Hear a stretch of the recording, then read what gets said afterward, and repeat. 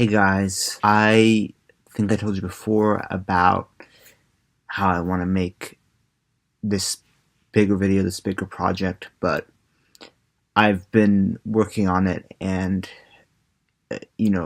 as happens with a lot of my videos, I'm not liking the way I'm presenting things or the way videos being made.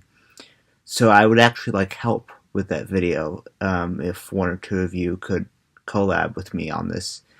It would be really great. So let me know if you want to do a collab with me and if you're interested. The video in particular is debunking a certain type of therapy and this sort of story that's related to this therapy. I actually wanted Jeff Holiday to cover it, but he's been busy, so I decided to cover it on my own. But it would be great if I could do a collab with someone about that. So let me know if you're interested.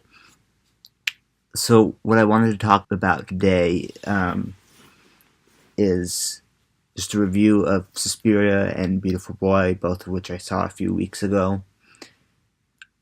Suspiria is, I think, really well set up in terms of the sequence of the death scenes that happen in it. Spoiler alert. I just found those scenes kind of satisfying, even though they were pretty gory. It was well set up.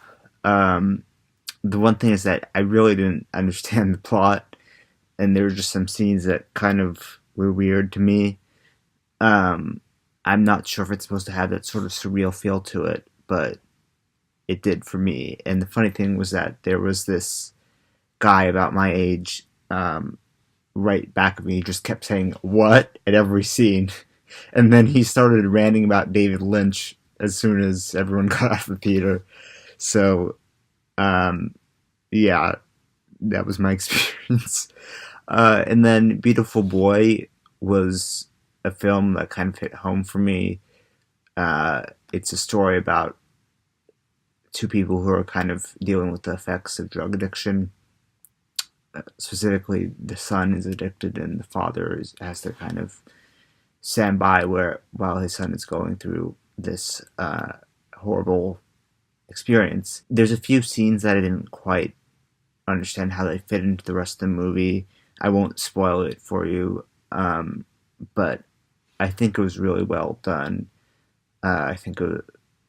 I was surprised to see Steve Carell in a serious role, but he did really well for that, and so did the guy playing the kid, who I forget how to pronounce his last name, but he was in Call Me By Your Name.